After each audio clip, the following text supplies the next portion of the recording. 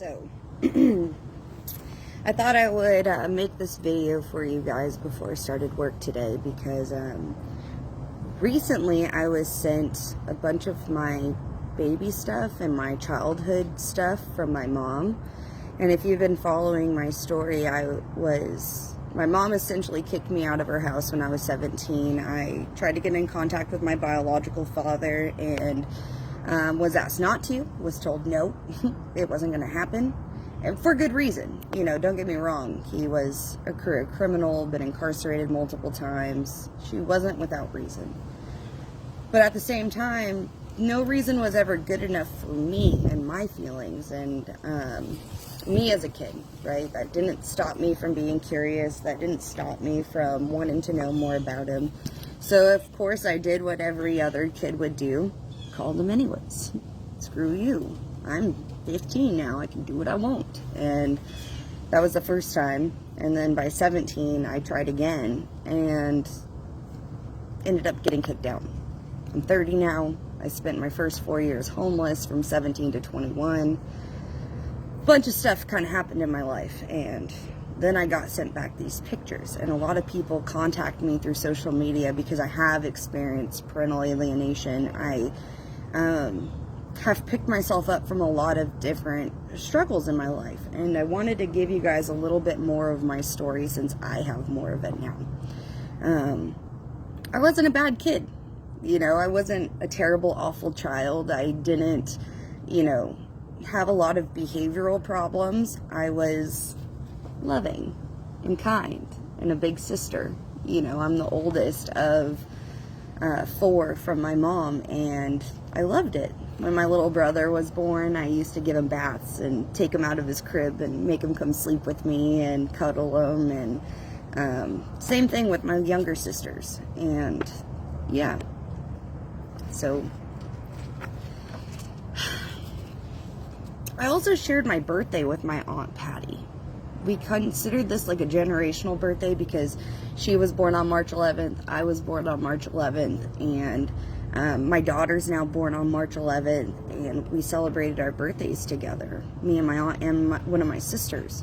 And my mom threw these amazing birthday parties for me, you know, and she was my Girl Scout coach or leader and my softball coach, and my stepdad was my softball coach when I was younger. It wasn't this terrible, awful life, you know, it was slowly turning into what ended up being a very sad home, a very rough experience as far as how I was talked to as a kid, how I was treated as a kid, especially as I got older. It seemed like after 11, everything got worse. Maybe I got more curious and people just didn't want to talk about my past anymore. And so, yeah, when I hit high school, I pretty much focused on the military. That's where I was going.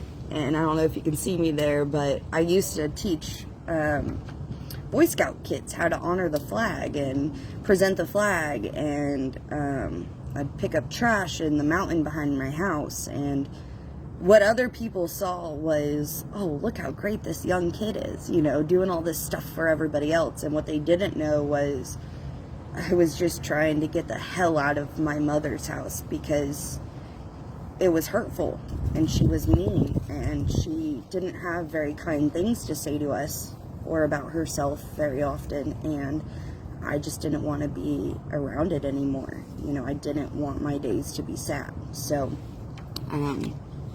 yeah, teenage years were pretty rough for me, and I can't say my 20s were any easier. But the more and more I got to know the more about my father and the more about my stories, I started looking through pictures and whatnot, and I came across this one. That's me. And on the back of it, it says, "Today I am missing you. Tomorrow I will come to you. Always I will love you. Forever you will be my little girl. Love, Daddy." And like I've said before, my past isn't easy, so this was a picture that was sent to me from my father when he was incarcerated. This was a birthday card that he wrote me with a little message in it. And I don't know if I'm happy that I didn't see these too often when I was younger, if I'm sad about it. it's weird to know that there was a sense of love from him there, but it's hard to understand what kind of love that was when he didn't love himself. I have peace with that because I was raised by a mother who didn't love herself. So I kind of understood, right? And I got this picture for you to show you. This was my sister. The last time we saw each other, she was 16. This was her photo, her school photo. And she's 29 now. I just saw her for the first time in like 13 years this year. And it was insane. I can't talk about it too much, you know, because I'll start fucking crying. It was rough. It wasn't easy. And I wanted to talk to you guys who have asked me to help your children who you want to be reunited with. It's hard. It's hard to help you. It's hard to help your kids. It's hard to help parents understand how they're hurting their children, because let me give you the best example. My mom also gave me my baby book, and she warned me. She didn't write a lot in it, but what she did choose to write was pretty profound, I thought. So on this one page I'll read you today, it says, "The great expectations," for me, her baby, right? My mom's first reaction was that she was thrilled and it was the happiest day of her life. My mom was 16, okay? And the reaction that she filled out for my father, because at the time he was not present, he was in and out early. They were doing drugs and fraud and a whole bunch of crazy stuff. It was that my dad was happy for my mom, but stunned he thought my mom couldn't get pregnant. Ladies, quit assuming you can't. You were literally created to make freaking babies. But I digress. The reactions from my mom's friends and families was, poor Sierra. She's so sweet. How could she get messed up with somebody like Duck? And before I answer that, I'm going to read you the hopes for me as a baby from everybody who didn't know me yet. My mom writes that she hopes that her baby has the life that her mom and dad never had. A stable, happy, loving, drug-free, normal family. Not a home, but a family. And that resonated so much in me because my mom cared to create that. I remember it. Okay, you can't take that from me. I know my mom meant those words. My grandfather was there. He was a part of my life. Vietnam veteran, kind of rough around the edges, had a drinking problem, you know, the typical. And all they ever wanted was a drug-free, stable, normal family. That shouldn't be difficult to create. That is probably one of the hardest things you'll create, especially if you're an alienated child and you become an adult and all of that stuff. What starts out as happiness turns to sadness, turns to ongoing responsibility, turns to kids with opinions, turns to sadness, loneliness, depression, all of the things that you never thought you would instill in your children. But you do. You do. Because you're not healing. You're not healing.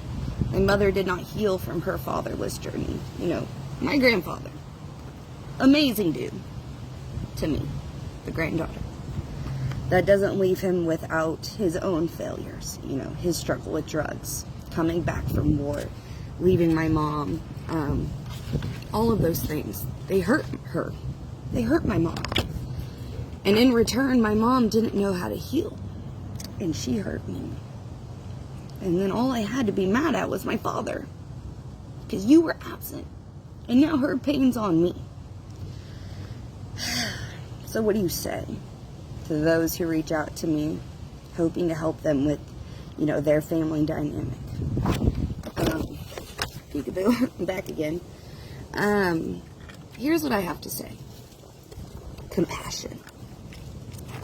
Compassion for yourself and others will go a long way. Understanding, focusing on breaking hurtful cycles, like yelling at your kids, blaming them as children for their or your actions. Not forgiving. Those things hurt your kids. Holding on to anger, holding on to pain, causes you as a parent to naturally react in an aggressive and angry way towards your kids, thus building these cycles, right? So how can I help yours? Figure out how you can forgive. Figure out how you can be compassionate. Figure out how your child needs to heal, not you. You as a parent will heal with the love of your child. But your child now has things that they have to heal, things that were created because of their experiences that they had no control over. Fatherlessness is real. Hurt single moms are real. Pain is real. And healing from childhoods is a journey that I will have to take forever. But if I choose to do this as a mother now and as a parent now, then I know that my children won't have to choose to do this later. And if you are listening to this message hoping to get some advice, yes, you can reach out to me. I am a busy person. I try to do a lot. At the same time, watch this video again. Learn to have compassion. Learn to forgive. And learn to understand that when you don't, you force your child to. And it is hard. If it's hard for you now as an adult, just understand that your child will be an adult one day and it will be just as hard for them. So, yeah, let's not hurt our kids anymore.